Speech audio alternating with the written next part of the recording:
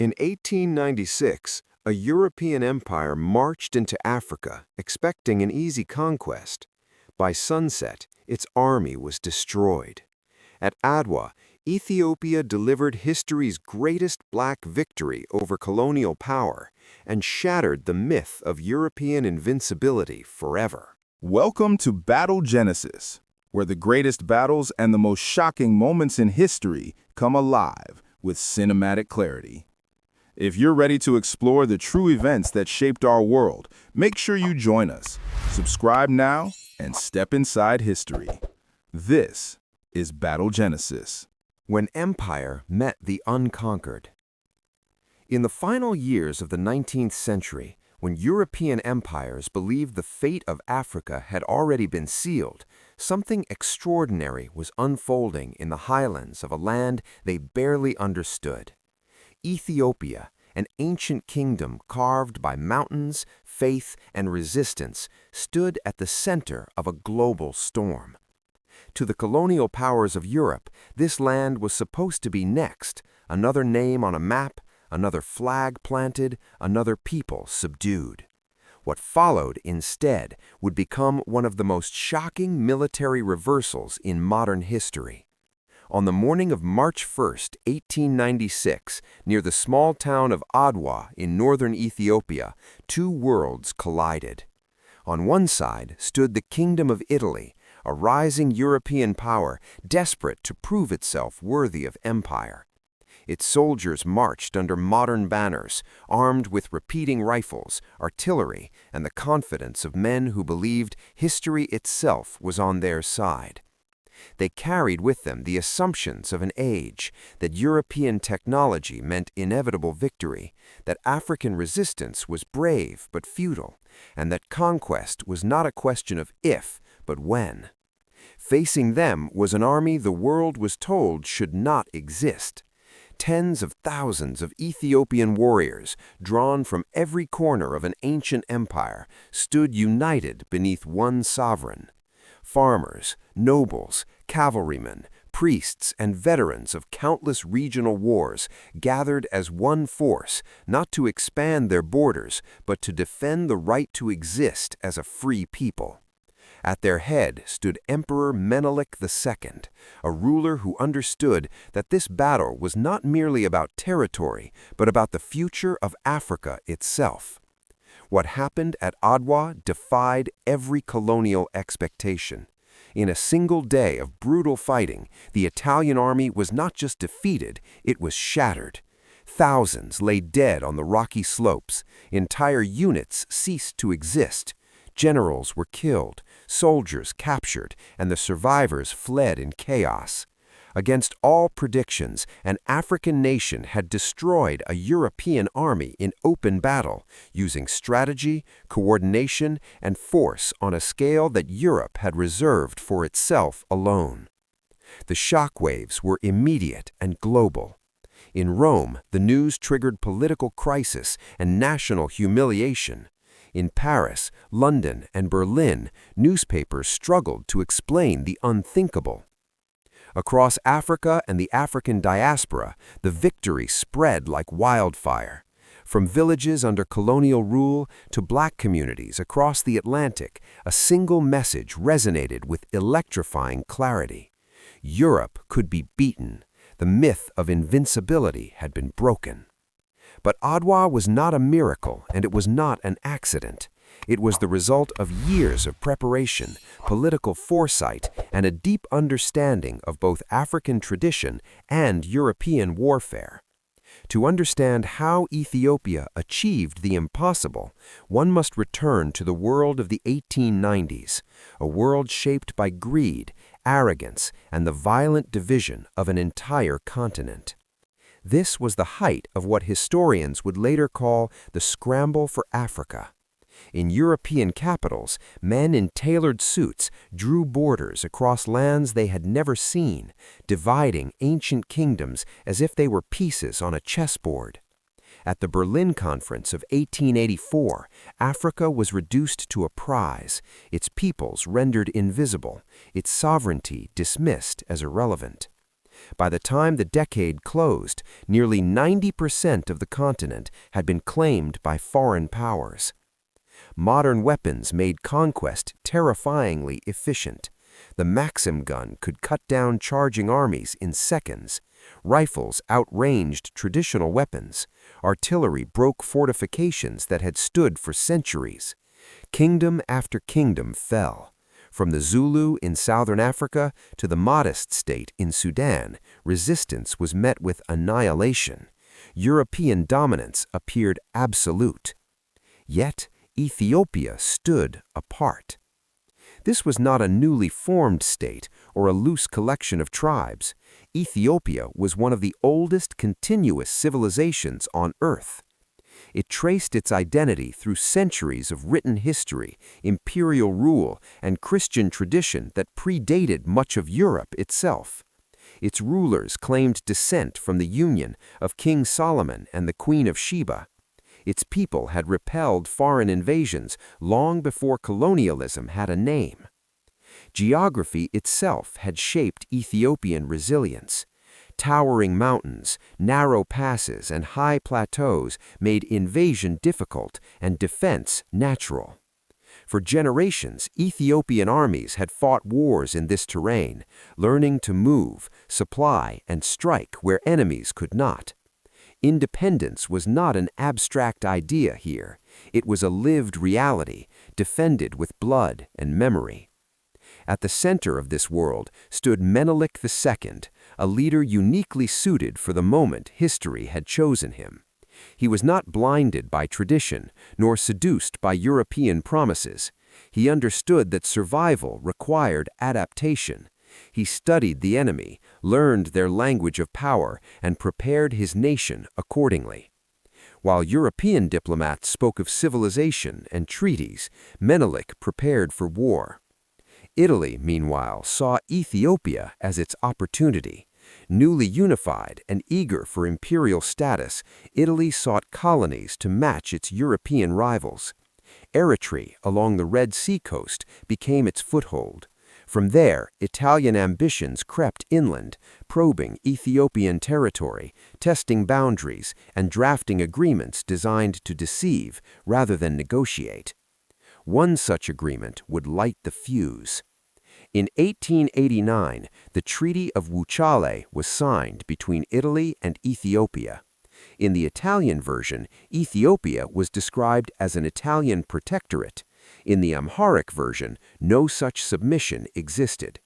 When Menelik discovered the deception, he did not hesitate. He rejected the treaty outright, declared Ethiopia's full sovereignty, and began mobilizing for the conflict he knew was inevitable. This was the moment when diplomacy gave way to destiny.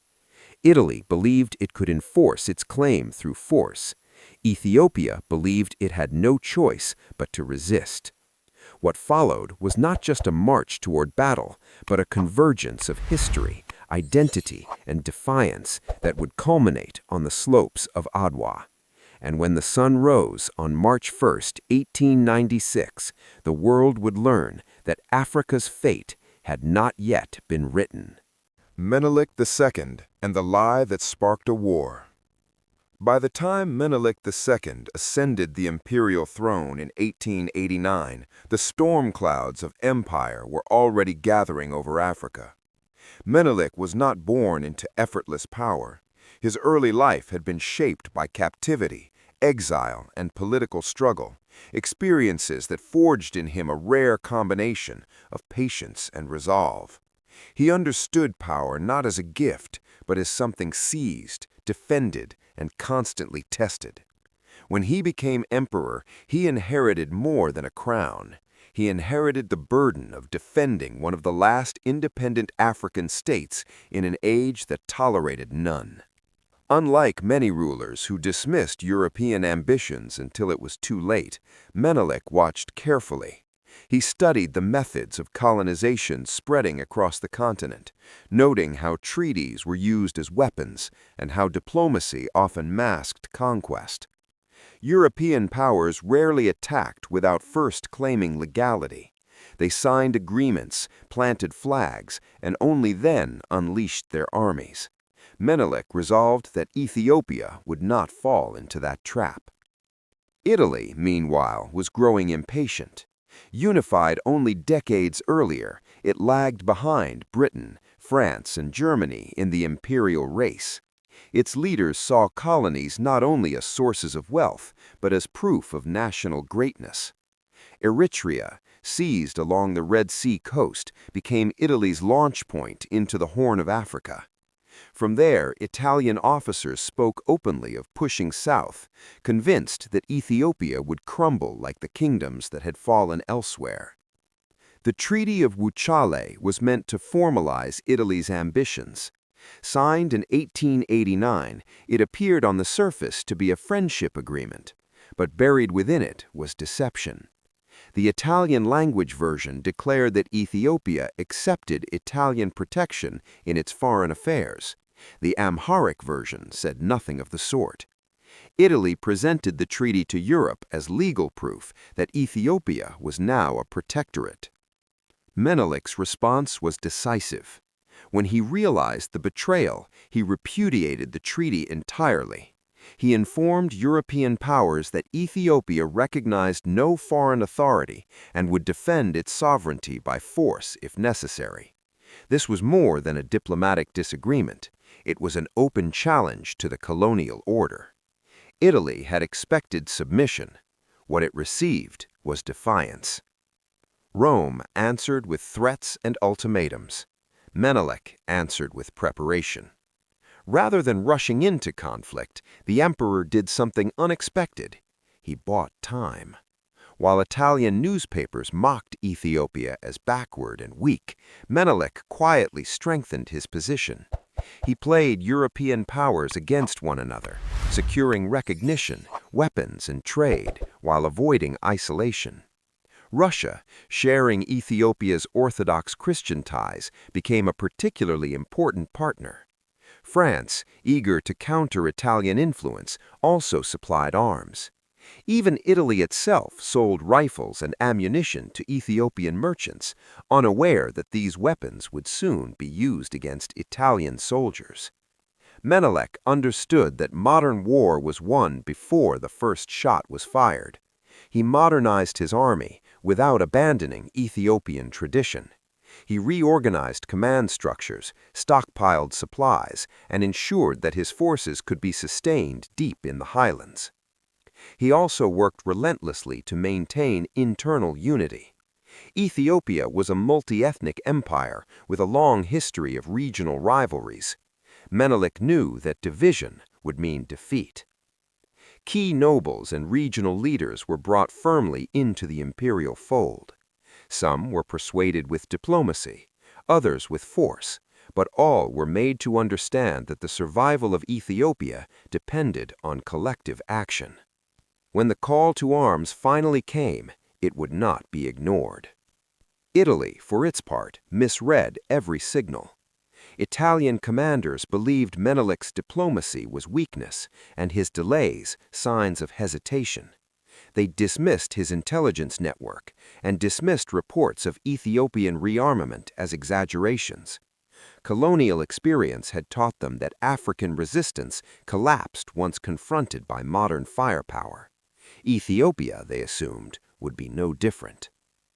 By 1895, the path to war was set.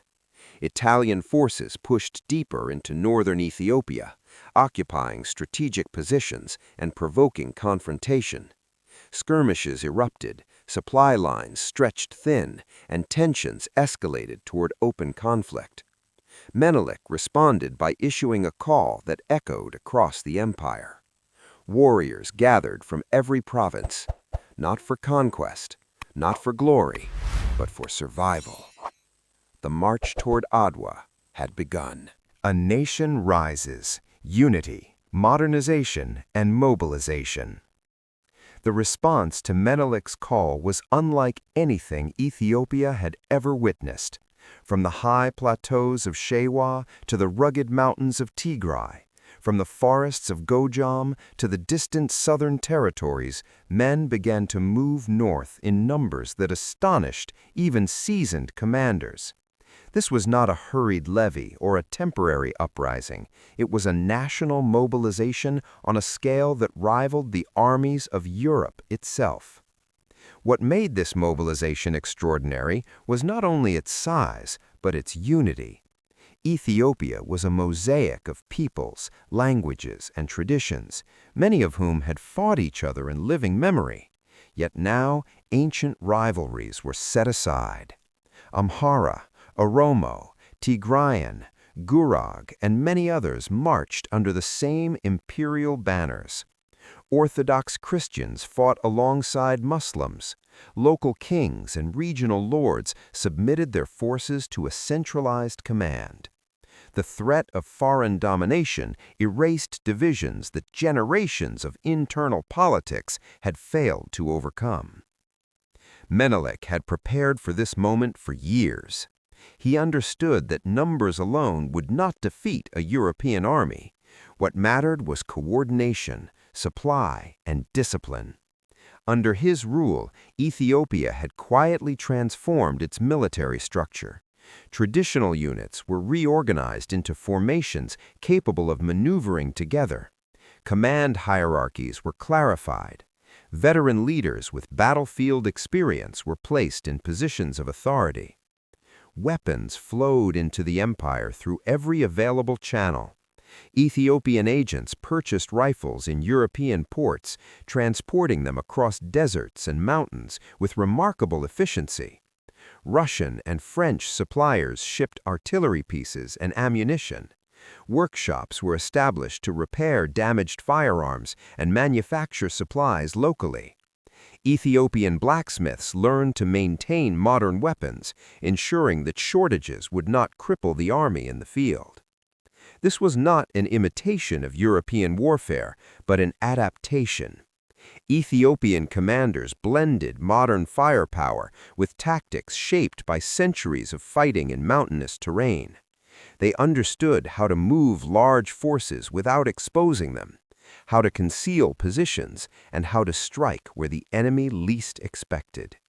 Crucially, they understood logistics.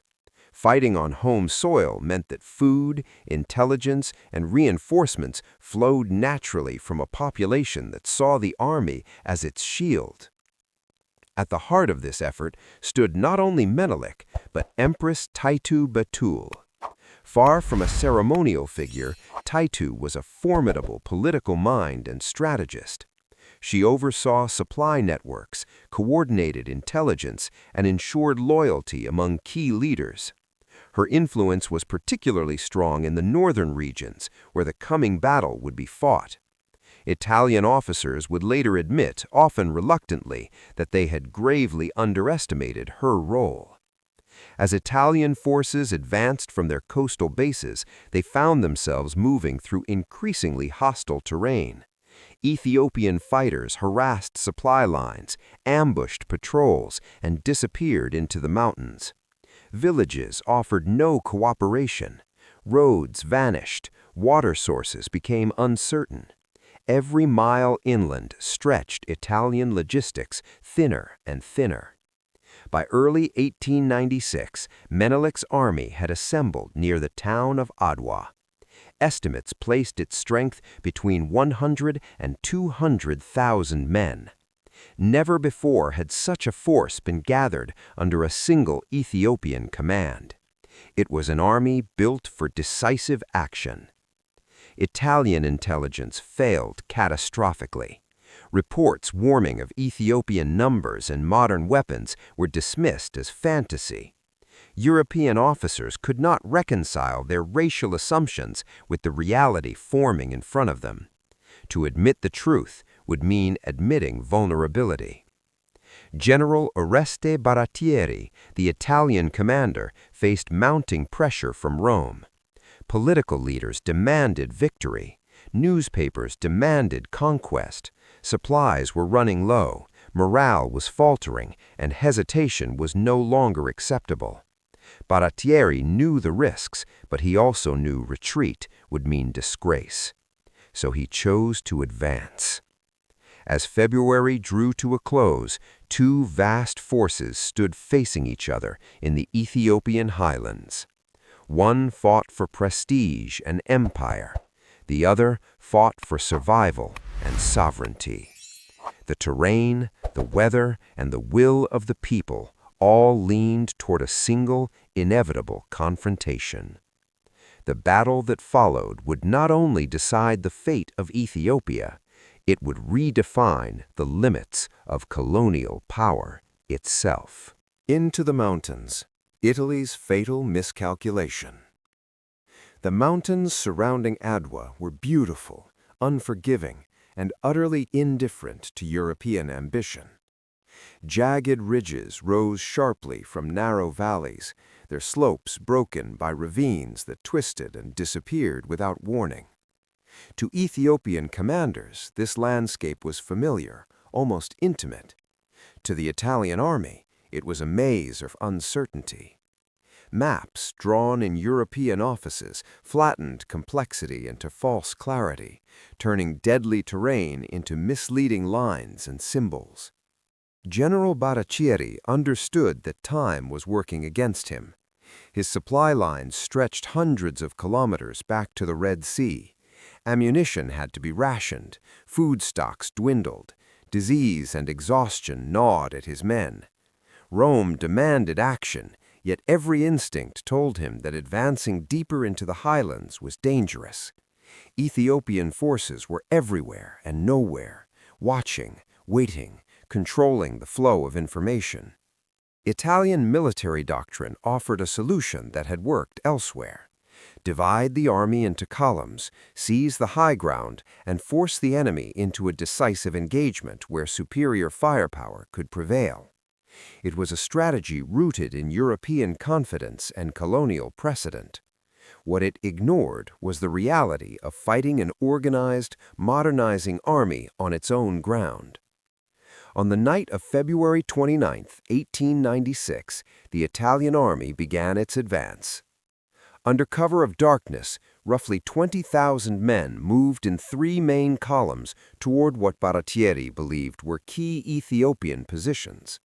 The plan required precision, coordination, and accurate intelligence. None of these would survive first contact with reality. Almost immediately, the columns encountered problems. Paths marked on maps dissolved into rocky dead ends. Units lost contact with each other. Runners sent with orders vanished into the darkness. Artillery lagged behind infantry, struggling through terrain never meant for wheeled guns. By dawn, the Italian army was no longer a unified force, but a series of isolated formations separated by ridges and valleys. Ethiopian scouts had been tracking every movement. Signal fires, messengers, and pre-arranged positions allowed Menelik's commanders to respond with speed and flexibility. Rather than rushing forward blindly, Ethiopian forces allowed the Italian columns to advance into disadvantageous ground. Patience, not haste, defined their strategy. When the sun rose on March 1st, the trap closed. Italian units advancing toward the hills found Ethiopian forces already waiting above them, concealed among rocks and ridgelines. Fire erupted from multiple directions. Rifles cracked in controlled volleys. The sound echoed across the valleys, magnified by the terrain, making it impossible to determine the size or position of the attacking force. Panic spread as formations struggled to deploy under fire. Italian artillery, the cornerstone of European colonial warfare, proved largely ineffective. Ethiopian fighters knew when to disperse, when to take cover, and when to surge forward. They did not stand in open ground to be cut down. They moved, adapted, and returned fire with deadly accuracy. One Italian column blundered directly into the strongest concentration of Ethiopian forces. Commanded by seasoned Ethiopian leaders, these troops attacked from the flanks and rear, cutting off retreat and overwhelming the Italians with a combination of rifle fire and close combat. Units collapsed, officers were killed, Survivors fled downhill, abandoning equipment and wounded comrades. Elsewhere, another Italian force attempted to seize high ground already fortified by Ethiopian defenders. Every advance was met with devastating resistance. The higher they climbed, the heavier the fire became. The mountain itself seemed to reject them. At the center, Italian command struggled to regain control. Orders contradicted one another. Messages arrived too late or not at all. The battlefield dissolved into chaos. What had been intended as a disciplined European assault unraveled into desperate, isolated struggles for survival. Menelik watched the battle unfold and chose his moment carefully. When the Italian center began to buckle, he ordered a massive advance. Thousands of Ethiopian warriors surged forward, coordinated, determined, and relentless. The effect was overwhelming. Italian morale collapsed. What followed was not an orderly retreat, but a rout. Soldiers ran for their lives, throwing away rifles and packs to move faster. Units dissolved, command ceased to exist. Ethiopian forces pursued relentlessly, cutting down fleeing troops and capturing entire formations intact. By midday, the outcome was no longer in doubt. The Italian army had ceased to function as a fighting force. The slopes around Adwa were littered with bodies, broken weapons, and shattered assumptions. The impossible had happened, and the world was about to hear. March 1, 1896, the day the impossible happened. As the fighting subsided in the early afternoon, the full scale of the catastrophe became clear. What had begun as a confident imperial advance had ended in one of the most complete defeats ever suffered by a European army outside the continent. Italian soldiers lay scattered across the ridgelines and valleys around Adwa, their uniforms torn, their formations erased. Weapons, ammunition, and artillery pieces that had been symbols of European dominance now lay in Ethiopian hands. The numbers told a brutal story. Of the roughly 20,000 Italian and colonial troops who had marched that night, more than 7,000 were dead by the end of the day. Thousands more were wounded. Over 3,000 were captured, including entire units that had surrendered when escape became impossible. Several senior officers were killed in action, their bodies left on the battlefield alongside the men they had led into disaster. The Italian army in East Africa had been broken beyond immediate recovery. Ethiopian losses were not insignificant. Thousands of warriors had fallen in the fighting, and nearly every community represented at Adwa would mourn its dead. But the balance was unmistakable. Menelik's army had achieved a decisive victory against a technologically advanced European force, not through chance or fanaticism, but through planning, coordination, and strategic superiority. Captured Italian prisoners were marched south under guard, living proof of the reversal that had taken place. Menelik ordered that they be treated according to imperial authority, not slaughtered in vengeance. This decision was deliberate. Ethiopia would demonstrate not only military power, but moral authority. The message was clear. This was a sovereign state, not a conquered land acting in desperation. News of the defeat reached the outside world with astonishing speed. In Rome, it triggered outrage and disbelief. The Italian government fell. Public protests erupted in the streets. Newspapers that had promised glory now searched for explanations, scapegoats, and excuses. The idea that an African army could defeat a European one in open battle was too destabilizing to accept easily. Across Europe, the reaction was stunned silence, followed by anxious analysis. Military journals dissected the battle. Politicians reassessed assumptions they had treated as unshakable truths. If Italy could be defeated in Ethiopia, What did that mean for empire elsewhere? In Africa, the reaction was entirely different. From Cairo to Cape Town, from the Atlantic coast to the Indian Ocean, word spread that Ethiopia had stood its ground and won. For peoples living under colonial rule, Adwa became more than a battle. It became a revelation. Resistance was no longer a doomed gesture. It was a viable path. Menelik understood the moment and acted swiftly. He did not pursue further bloodshed. Instead, he used victory as leverage. Italy was forced to recognize Ethiopia's full independence without ambiguity or manipulation.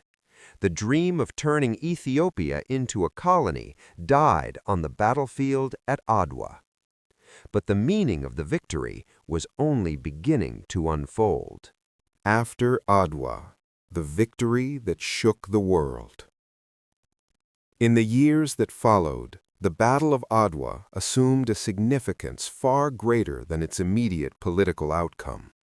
Ethiopia emerged not merely as a survivor of colonial aggression, but as a symbol that reshaped global consciousness. In a world that had declared African inferiority as scientific fact, Adwa stood as undeniable evidence to the contrary. Ethiopia became a beacon. Black intellectuals in the Americas, the Caribbean, and Europe wrote about Menelik's victory as a turning point in world history. Pan-African thinkers pointed to Adwa as proof that unity, preparation, and self-belief could challenge even the most powerful empires. The Ethiopian flag, with its green, yellow, and red, took on new meaning far beyond its borders, inspiring future movements for independence across the continent. Colonial authorities understood the danger of this symbolism. They monitored celebrations of Adwa, restricted discussion of its lessons, and worked to contain its influence. But ideas, once unleashed, could not be easily suppressed. Adwa entered oral tradition, political rhetoric, and collective memory as a reminder that the colonial order was neither natural nor permanent. For Ethiopia itself, the victory reinforced a national identity forged through resistance. Adwa became a foundational moment, commemorated not as conquest but as defense. It affirmed the belief that sovereignty was not granted by foreign recognition, but earned and protected by the people themselves. More than a century later, the battlefield still lies quiet in the northern highlands. The mountains remain, the valleys remain, but the echoes of that day continue to reverberate. At Adwa, an African army did more than win a battle. It altered the course of history, cracked the armor of empire, and proved that the impossible was, in fact, possible. That is why Adwa is remembered, not as a miracle, but as a declaration.